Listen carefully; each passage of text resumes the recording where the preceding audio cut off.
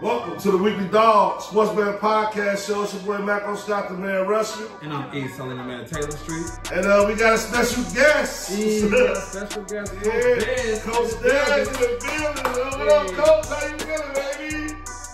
What's up, fellas? Thanks for having me. Yeah. Man, this guy right here, Coach Dez, go a long way. You know, hey, this is my shooting forward right here. I was a point guard, my shooting forward. I made this guy a Hall of Fame in high school today. Hey, tell about this a little bit about, man, you know, how we got down in high school. Cause this guy he didn't know I was Mark Jackson in high school. Yeah, I'm sleep on these stories. I'm glad we got somebody who can validate them. Somebody got to validate them, this guy was not taking it. Yo, he was definitely, you know what I mean?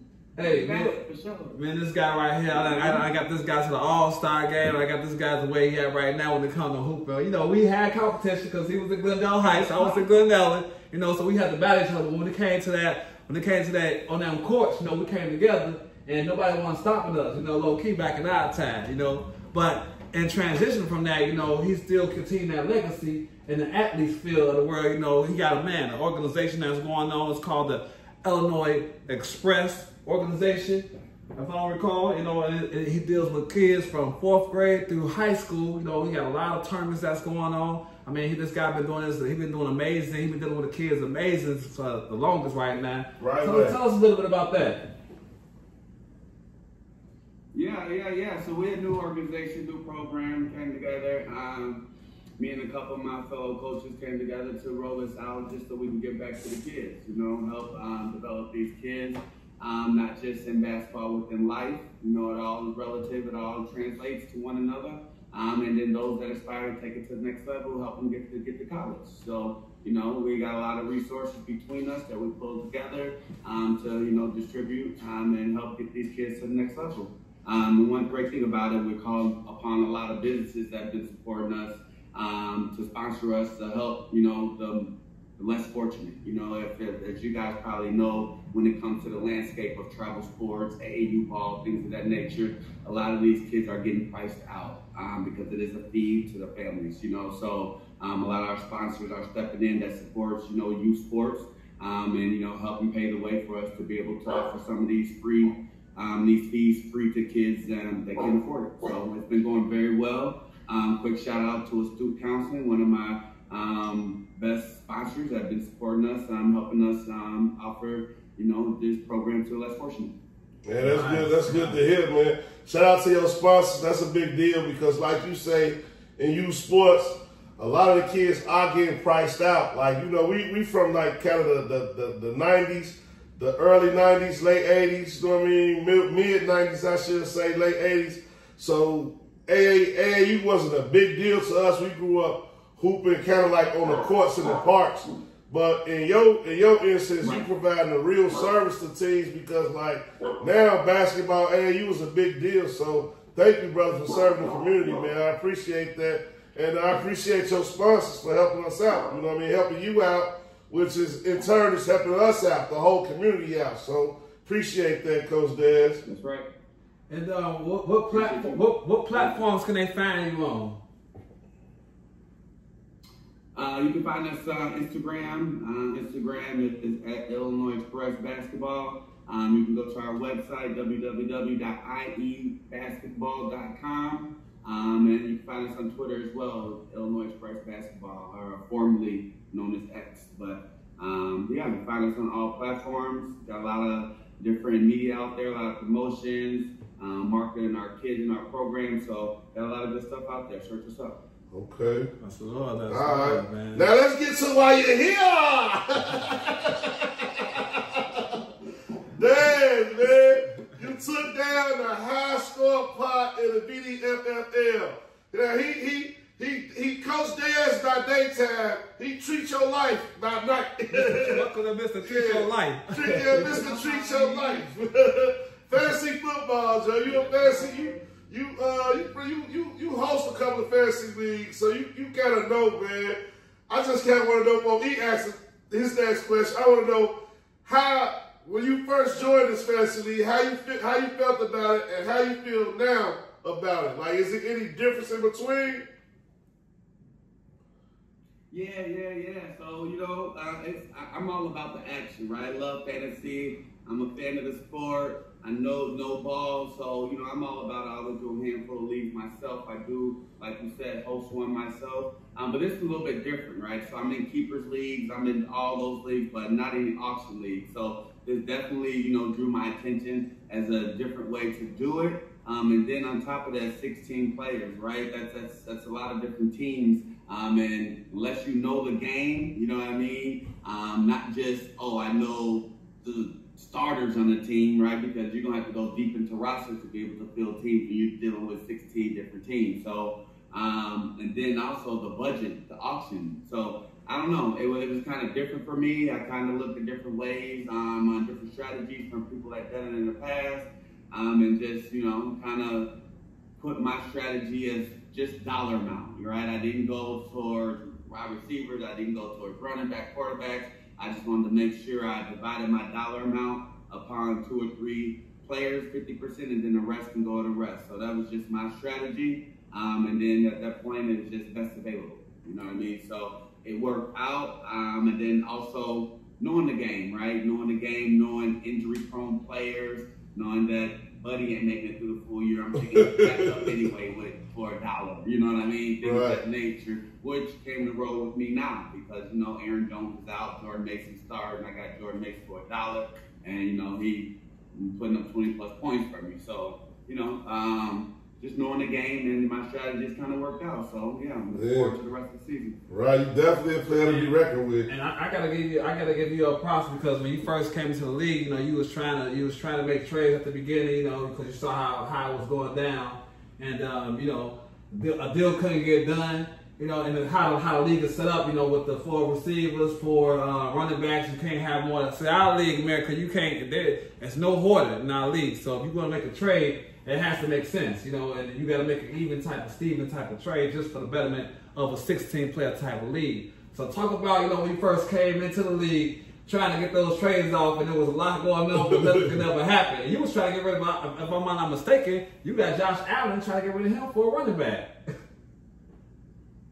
Yeah, because I got Bo Nix. I'm a big fan of Bo Nix. I got him in my keeper league, had him last year, great as a rookie. Sean Payton going to do wonderful things with him.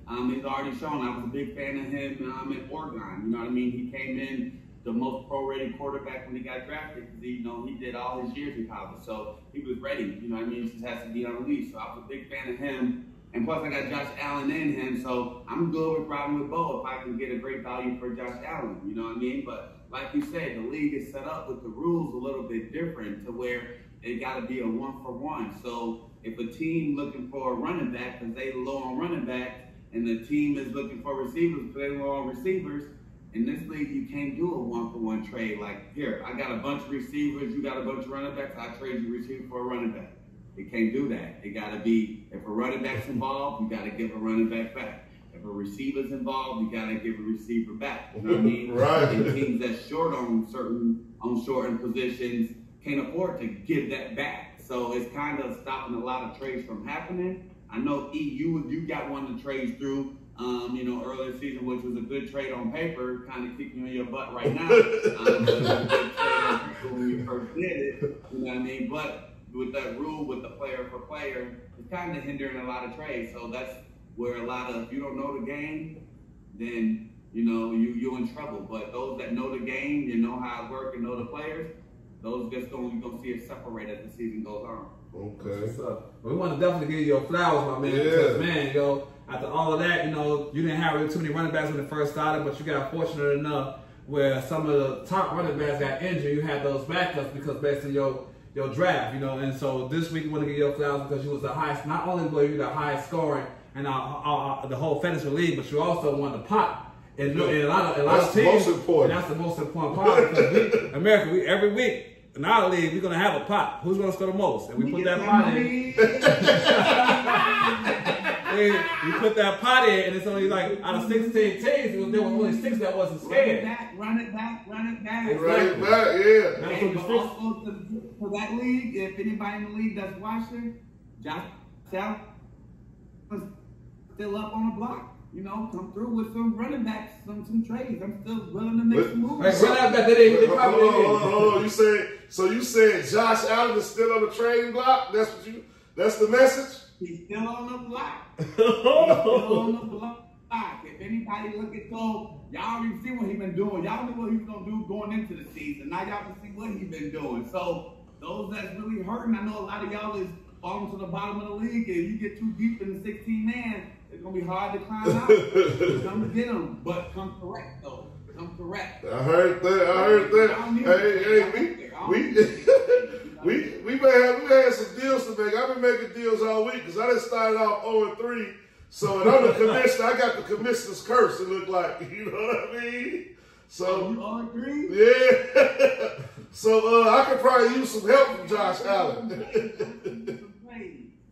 Yeah, so we'll work something out. So, man, this is a question I always like to ask our fantasy guys, you know. Is it one player on your team, or give me one player on your team that you wouldn't trade, and one player in the whole fantasy league that you wish you had on your team?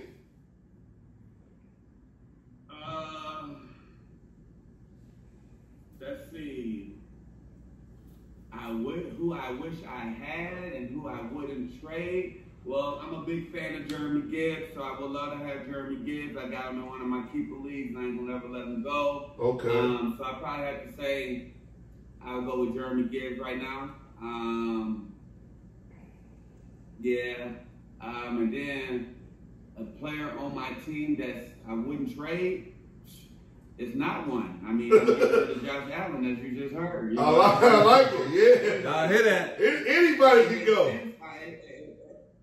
Anybody can go if it makes sense. You know what I mean? But, you know what I mean? I ain't 0-0 nothing or 1-0 nothing. I'm winning. I think I'm in place 3 right now, so I don't got to make a trade. So it's not that I'm looking to offload them. You know what I mean? So right. The trade makes sense. Send it through. Let's make it happen. Okay, I like it. I like it. I like it. Beating FFL. Yeah. You got some more questions lined up? Man, no, man, I just had to give him his flowers. I mean, I'm pretty much that's all right. kudos. So look, let's keep it going, man. On the foot, it is football in America, you know, and you're a pretty knowledgeable guy. So the Bears, to get back on this, right? You know, we going to Vegas. The money line minus 108. How you feel about the Bears money line in Vegas? Do you think we can go out there and get it done, or what? Because we gambling. At the end of the day, Joe, we gambling. You know what I mean? The money line is what, say 108? Yeah, minus 108. Okay, so, you know, it's a coin flip. You know, with a line like that, it's a coin flip. It all depends on which team's going to show up. I think, you know, as long as we have a good practice this week and take our momentum out for this weekend to next week, I think we can go out there and get a victory. You know what I mean? But we fuck around and play like we did, you know, the first week, give that up, you know, every week too. It's going to be a long week. You know what I mean? Because I'm a big fan of Pete Carroll. I'm a big fan of Geno Smith. He kind of resurrected his career, and he's doing good things out there. You know what I mean? You got Jacoby Myers. He turned Jacoby Myers into a freaking all-star. He's having a great year already too. Yeah. So, yeah, I think we can go out there. You know, I'm hopeful. You know, I'm wishful enough to think that we can go out there and get it done as long as the right, humble Caleb show up. You know, if the wrong Caleb show up, we're in trouble. Yeah. So I'm still not on his bandwagon yet. You know, I kind of, you know, my train of thought going back to the draft, I kind of think we dropped the ball. I always thought we should have drafted Jaden Daniels. I thought he was going to be the better quarterback in the pros. But, hey, Ken Crowder's still new. It is what it is. Right. That makes a lot of sense. Because the offense in Oakland ain't no joke. Geno Smith, the gunslinger, he throwing that boy. He got a bunch of young receivers. He got Brock Bowers, Ashton Jeanty. He kind of hitting his stride. Yeah. What's the other new guy that they just Turner, Tucker, Thornton. Yeah, Thornton. So they got some dogs out there. So Ashton Jeanty in the backfield. Yeah, Jeanty, yeah. Fresh legs. You think Dennis Allen can come up with a game plan, or you think we're going to stick to that cover 2 that got us past Dallas? I think they're gonna come up with a game plan. I don't think the same scheme gonna work on Dallas. So we kind of CD kind of went out the game early, so that kind of helped us with Dallas, right? We ain't Right. got too much to worry about besides picking, so that definitely helped us. Not gonna sell the win short or none, because that was a good win. But we better win, right? Right. So I think it's gonna be a test, right? It's gonna be a test. You know, these next few games, because we going into the heart of our schedule, it's gonna be a test for us. But this was a big win to keep our confidence high and make sure the best players show up. Right. Okay. But I did love to go off of that though. What I did love to see that my man Luther got that tutty. Luther! Skinny Hey, Luther! shout out to Luther. Shout out to Skinny Luther. Luther We the been third. calling him Skinny Luther.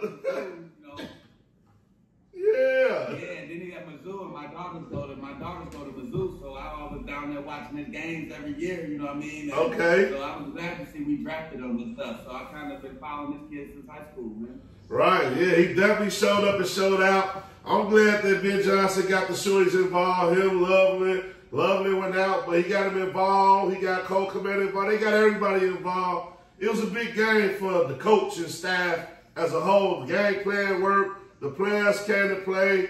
That should be a step in the right direction. Hopefully we can continue with Vegas, because we going out to Vegas, so hopefully we go out there and get a W, and I can put some money on the money line and come back happy. Yeah. So I might not make the game. I'm gonna be out there like a heathen, but we going to Vegas and we gonna be partying out there. I'll probably catch the game. Yeah, I'm gonna be at the circle. I'm gonna be at Stadium Swim. I ain't gonna count. I'm gonna be at Stadium Swim. Yeah. So yeah. You know, I ain't gonna incriminate myself too hard, you know.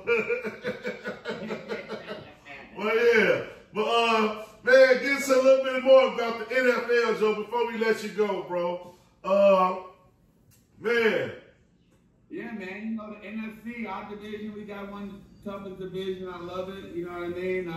You know, being a Bears fan, you love, you know, obviously you want us to win, but I'm a fan of players, right? So I like to see a lot of other players succeed. Like my man JJ McCarthy, you know, he's from the area where I'm from, you know what I mean? Okay. Suburbs out here, not too far from here. So, you know, it's good to see a hometown kid make it, you know what I mean? It shows the other local kids that the shit is possible if you do what you're supposed to do, you know what I mean? You can get there, you know what I mean? So I want to see him have success in Minnesota, but again, I want, you know, the Bears to win, but, you know, I like what they're doing over in Green Bay as well.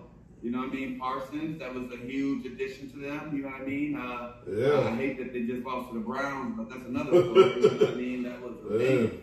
They could be fool's gold. You know, and Green Bay. Detroit just got a huge victory last night against Baltimore. You know what I mean? They ain't got one in Baltimore, and God knows how many. I think 8 games. Yeah. Baltimore 8-0 forever. And Lamar been beating their ass. So it's good to see that, you know, Detroit kind of came in there and did their thing. Who the best team in the NFL, Des? Best team in NFL right now? Right now. If you had to bet your car note, because we gambling, you know what I'm saying? So if you had to bet your car note money, you was a little short, who would you bet on? If I had to bet my car note on a team, okay, who would I bet on? Yeah, I know it's the weekly job, though. We ask crazy questions. Right now, I probably have to say Buffalo. Buffalo. There you have it. Let's go, Buffalo. Okay, that was the number 1 team in East top 5. So that's a great answer. We all in cahoots, man. Good football, man. Thinking like, so that's a good call, man. Shout outs, Joe. You want to give out any shout outs, man, while we got you? Yeah, man, you know, I shout out to E, long time, you know, friend. We grew up together, been in this thing for a minute. Let's Again, go. I want to give another shout out to one of my main sponsors, the Stoop Counseling, ran by Rebecca Tenzer. Man, y'all go check her out, man. It's a self-care facility from mental health to body health, from acupuncture to massages. For if your kid's an athlete, if your kid's athletes, they go ahead and do a body recovery. You know what I mean? If you need to get yourself right and talk to someone, they got, you know, therapists there. So it's a great facility in the heart of Chicago, downtown. Check it out. Let's do counseling. Okay. Shout out to school counseling. Yeah, shout out to, you know, my couple of my says, you know, keep this thing rolling. Okay. For sure, man. Thanks for coming on the show. Yes, sir. Football in America, you got it right here, Joe. It's the Weekly Dog Sports Band Podcast. Shout out to BDFFL, one of the best fantasy leagues you ever gonna hear about. We got our own podcast and we on the road, Joe. This the high school winner right here, Dan Street Show Life, Joe. Another Saturday break, we come back with the better verse. The dogs is in there. Y'all get ready, Joe. And we out.